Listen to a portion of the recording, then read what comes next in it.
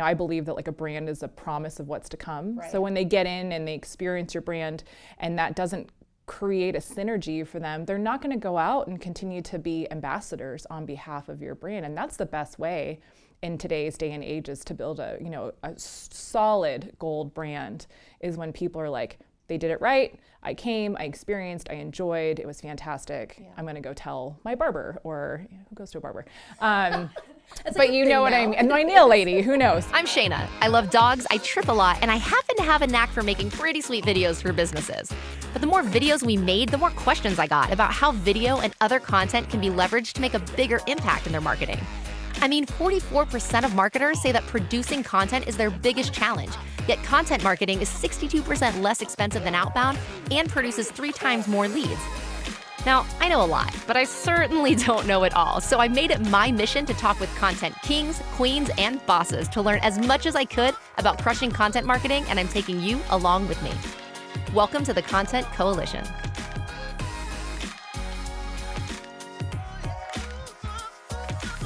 Hey guys, welcome to another episode of the Content Coalition. I am here with the gorgeous and amazing Veronique James. She is the founder, CEO of the James Agency in Phoenix, Arizona. Thank you for being here Love today. it. Thanks for being here. So the reason I brought her on, A, is because she's a badass female and I like those. So here we are talking to each I collect other. good company. Okay, there you go. Perfect, I'll take it. And I wanted to talk to her a little bit about content when you're an agency and you have a lot of clients that are similar. You're talking to the same audience. Like, how do you differentiate between content, like what the strategy looks like? Because a lot of people out there have their own businesses and they're creating content for themselves. But when you're creating for multiple companies that are doing kind of the same, similar things at least, like how do you differentiate? How does that work? Yeah, it's interesting. I mean, so the agency's been around for 15 years, and we really found that we specialize in 4 unique verticals, one being boutique hospitality, so the classic space of like 100 to 200 doors. So great examples locally would be like Hotel Valley Ho, Mountain Shadows, AC Hotel, Moxie Hotel, right? That very niche, I guess you could say, category. And to your point, they're all within like a 15-mile radius of each other. Right. And generally they're around the same price point too. Some are a higher echelon, some are low. And restaurants too is one of our categories as well. Both like corporately owned, we deal with the corporate to support the franchise, or we'll work closely with independent family-owned and operated facilities. And so when it comes down to content and your marketing, the number one question that we often get from clients is, well, is this a competitor? Right. Are we going to be going to the well too often? And that makes a lot of sense. And I completely understand if you think about that. So a couple challenges. I am certainly not the PPC expert. I know that you interviewed Adam and his team Yes. when he's amazing. Yeah. And my team could support this. There is definitely a limitation to how much we can do from a PPC perspective with Right. multiple clients, because you essentially are bidding against each other. But when it comes to content and content generation around social or paid social, it really comes down to personification, right? We're looking at who our target audiences are through research, and we use a lot of really cool tools, and we kind of peek behind the curtain to see who are we talking to, what's the cadence of that conversation, and that allows us to define the fact that we're not talking to the same actual people every time. So you think about Mountain Shadows, they have a higher price point than Valley Ho. Granted, they're sister properties, right? They're owned by the same company. And then seasonality of promotions and things like that allows us to make sure that we're not just really tag teaming on all of our clients' efforts. So using research, using soft branding efforts to be able to narrow into who those targets are and be very refined versus casting a really wide net, which is not a very nimble or agile way to spend our clients' dollars, right? And but as an agency, we do make the decision when we do find that there are direct conflicting target audiences. We respectfully decline the opportunity because we want to make sure that we're not cannibalizing our clients' investment. Right. So that's a great way to put it. Yeah. Cannibalizing our clients. Just gobbling each other up, you know what I mean? It's kind of creepy if you think about it. So what are some of the tools that you use to look into those Oh gosh, I mean, we can use everything. Super creepy tools like, it's weird, right? Oh, it's so. The capabilities blow my mind. It's like Big Brother. But way I love worse, it. way worse, honestly, way worse. So our media team will use, and our social insights team will use efforts like Push Spring, which is pretty cool. It will literally extrapolate a persona or who you are as a consumer by looking at your browser history, what your apps are. What's funny is if somebody looked at my phone today, they'd maybe think that I was a 3-year-old because of all the games and things that my daughter is using on my phone. But what's very cool is we can lift that information. Public reports like the census, Google Analytics, of course, to look at competitive traffic and what's happening from feeder markets. And then Nielsen, our team really likes to layer in all of that third-party digital data. And then align that with first-party information, so meeting with the client key stakeholders, understanding what their assumptions are, which maybe aren't factual. Right. But a lot of times it's great to kind of squeeze that sponge dry of, okay, what do you think your brand is? Who are we talking to? What's really cool about that experience is when there's multiple partners or key stakeholders, sometimes they're not in alignment. Yeah. And so to take their information and then layer over the third-party information from these very specific, creepy tools allows us to create essentially a diagnosis as to where those dollars should be spent. So for a client, that is our very first step in the discovery process, because otherwise you're just throwing spaghetti at the wall and you're hoping it sticks. Right. So having the data and the information will allow us to build that critical path, and it's a no-risk value proposition for the client because we have the proven consumer behavior tactics to be able to say, okay, this is where we're going to place our dollars, this is how we're going to communicate to those people, this is how often and when we're going to day part. And then we continue to turn the dials on the campaigns, right, in any facet from PR to creative, whatever we're doing based on the performance, right? But we're at least starting in a really good place that's allowing us to not be this, what I would consider a guessing game that we used to do back in the day. Right. We can literally define exactly who we want to talk to, and then we do it, which is really cool. That's crazy. The capabilities are incredible now. Yeah. So based on the different types of clientele that you facilitate, like, are you seeing trends within, across the different types of clients, or are you seeing trends within just like boutique hotels or restaurants? I think the biggest trend I'm really seeing, both from corporate large organizations to boutique, independently owned, is everybody is trying to infuse a personality back into their brand. And you're seeing those movements. Virgin did a beautiful job over the last couple years. You're seeing Holiday Inn do it, all the way to smaller clients who have self-reflected over the past year and a half and realizing that with all of these very tender spaces online, which we consider to be the most important part of that brand experience or that brand activation, those multiple touch points, like in travel, it's upwards of 50 to 60 before somebody decides to book a hotel.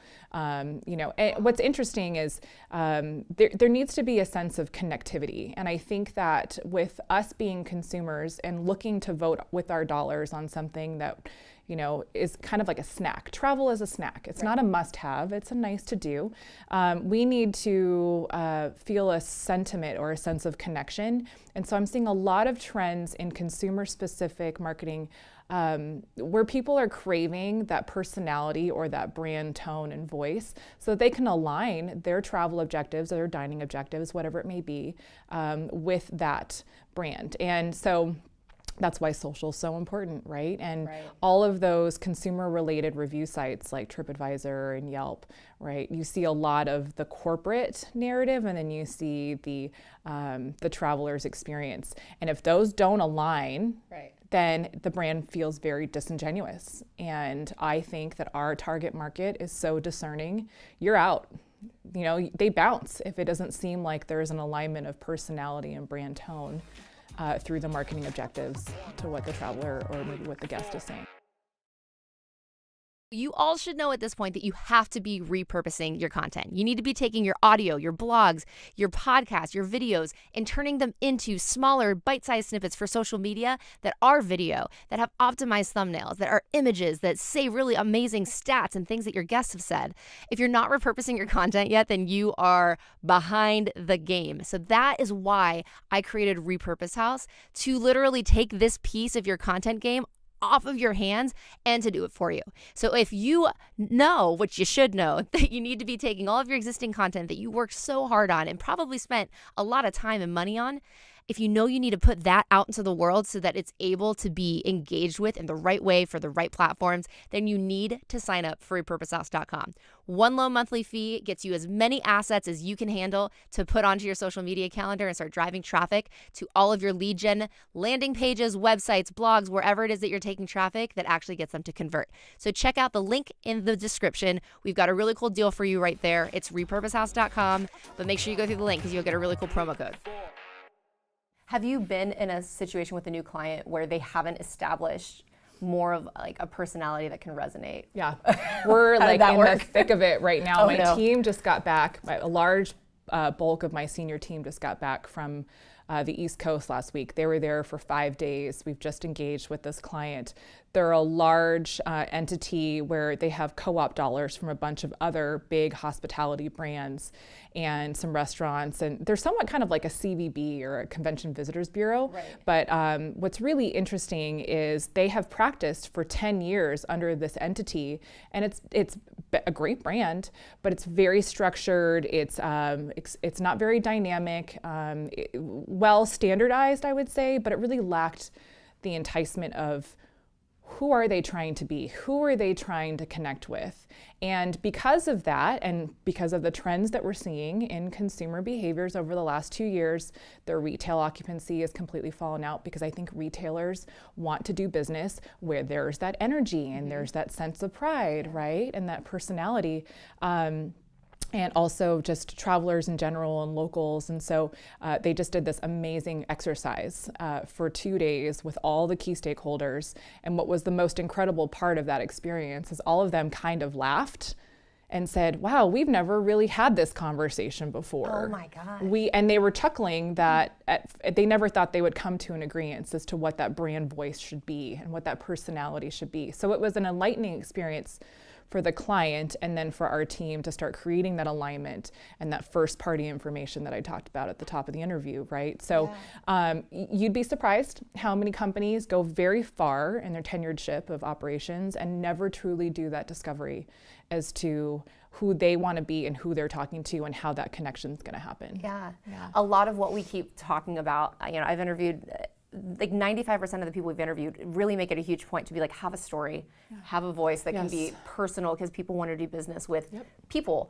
And we haven't really talked about like the exercises to get to that. Like if you haven't figured what that is for your business, like for me, we're ridiculous and fun, and like we try to be personable. And you're unapologetic about it, which is fantastic. Maybe that's good, maybe that's not. But it is what it is. That's what we've decided to be. Because it's like an extension of me, of Sarah, of the team. So. What kind of exercises, and I think this kind of dives into a question I ask everybody, which is what can somebody do in the next 48 hours that will put them steps ahead of their content game, their branding game, starting today? There's some really cool things I think that you don't need an agency for. You can put up, I'm sure you could Google this and come up with a bunch of brain questions. What's important first that I'll start with is people need to replace the brand with their personal opinions. So when they're going through that persona discovery, stop thinking about what you think it should be and start thinking about what the brand or the company should be. And that's a hard departure first and foremost. But fun questions like, if your company was a car, what would it be? If you were a book or a genre of music, you start thinking about questions like that, and you can come up with a pretty decent dossier of what your persona should be based on some of those questions. Another really fun activity is take just a stack of index cards and write out a bunch of adjectives and a bunch of personality words: funny, clever, unapologetic, smart. There's a bunch of things there. So descriptors, personality keywords, and maybe archetype like hero or patriarch. There's a lot of cool things there. And then just stick them on the table. And with your group or your partnership, or if you're a sole proprietor, just start gathering them based on your perception of what the business is, not what your opinion is, right? And maybe pick 10 or 5 from each category, and then look at those that you've selected and group them together. And that should start to create a really solid foundation very quickly as to whom your brand voice should be as an organization. Sure. Yeah. I think that some people get caught up, that how you're saying, obviously take into consideration the people who are going to be communicating with your brand too. But like for me, the unapologetic thing was tough because I was like, well, I don't want to offend anybody, or like, and it's gonna happen. Maybe I'm goofy right? and it's too much, you know. Totally. But it's just like at some point, like the people who you want your brand to be what it needs to be, so that you attract those types of people that you want to work with. Right. Right. And ultimately, it's like, what's the end goal here? Like, do you want to work with a bunch of people that you don't want to be working with in the first place? Right. Or, I mean, I agree. And I also think that's very true in any kind of marketing initiative too. You want to attract the people who want to do business with you and want to vote with their dollars or spend the money, but also that are going to continue to be ambassadors for your brand. Right.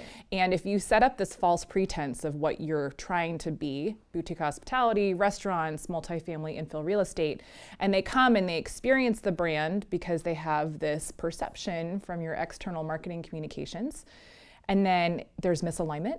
Once they get there, you know, I believe that like a brand is a promise of what's to come. Right. So when they get in and they experience your brand and that doesn't create a synergy for them, they're not going to go out and continue to be ambassadors on behalf of your brand. And that's the best way in today's day and age is to build a, you know, a solid gold brand is when people are like, they did it right. I came, I experienced, I enjoyed, it was fantastic. Yeah. I'm going to go tell my barber, or who goes to a barber? But you know what I mean, and my nail lady, who knows? Yeah, right. But you're right, you know, and you go on the James Agency website and the homepage says no BS. Yeah. And that's one of our biggest ethoses. It's just, we're not going to bullshit you. Right. You know, hopefully I can say that word. You can say know. whatever Okay, you want to like, say. Bleep. Yeah, 3-second delay, bleep. Yeah, you know, we're just not going to be those people who are going to tell you what you want to hear. Yeah. And if that doesn't work for you, that's okay. Right. That means that you're not the right client for us. Right. Do you want us to bullshit you, or do you not want us to bullshit You know, you? and there are some Ultimately. companies that do that, and that's Yeah. fine. So, so I think you hit it on the head, Yeah. right? And I think you're doing a great job because, you know, your personality of the company is mirroring what your initiatives are. So I think it's fantastic. Yeah, thank you. Thank you very much. Is there a campaign that either your team did or that you've seen that you were just like, this is badass. I really like what we're doing Well, here. I'll tout my team's efforts. Let's hear it, because yeah. they are just going so hard and doing such a great job. So we recently brought the Hotel Adeline to market, which is here right across adjacent from Scottsdale Fashion Square. And that's an excellent example of a garden style hotel that used to be the Scottsdale Inn, total eyesore, right? And a company came in and they took a daring kind of leap of faith.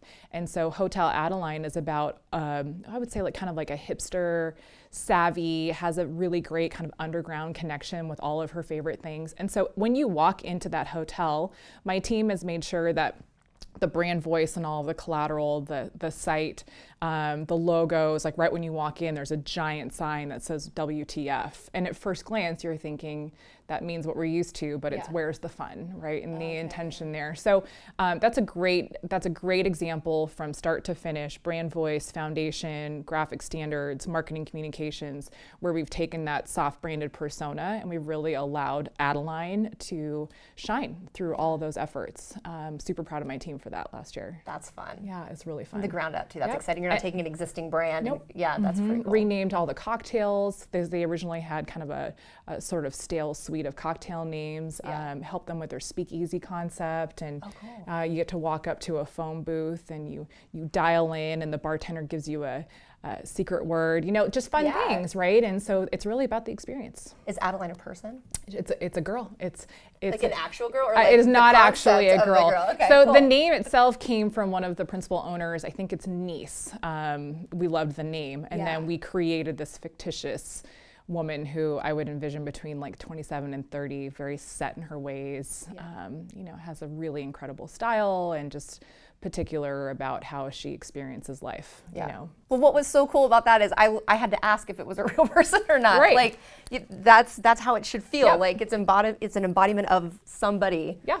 And That's the super cool. grand opening was just that. When you walked in, you had Adeline's favorite cocktail, and then we had a florist making head wreaths, and we had somebody doing henna tattoos because that's what she would do if she partied, right? We had girls in these like big clear bubbles in the pool, so because that was just something that she would have loved to have seen. So you can take a personality and carry it through any kind of brand, and it can be something really boring. And I don't want to say like financial advisory companies are boring, but you can infuse a brand through that. Sure. You can find opportunities to create that sentiment with your consumer or your target audience, and it doesn't have to be garish. It doesn't have to be kitschy. It can be serious. It can be sentimental.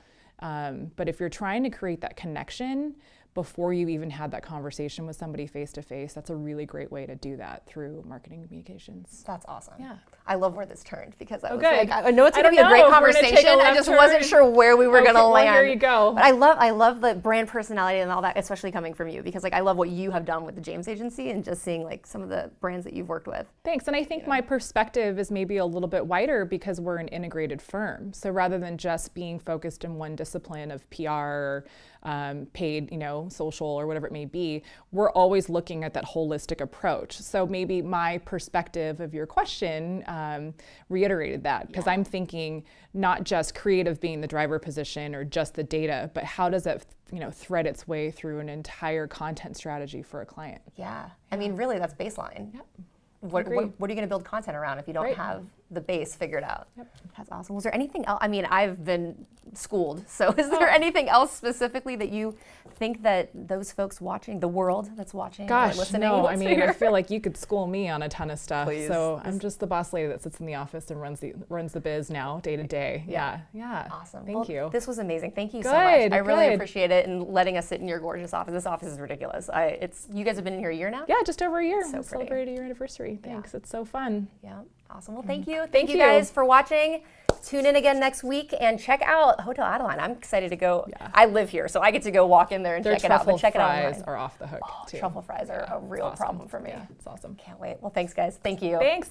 Thank you so much for checking out this episode of the Content Coalition. Now, whether you're listening or watching, make sure that you subscribe to the YouTube channel and to whatever platform you're listening to it on, because you're not going to want to miss out on the incredible things that I'm learning with these amazing content marketing pros. So make sure you subscribe, and we will talk to you next week.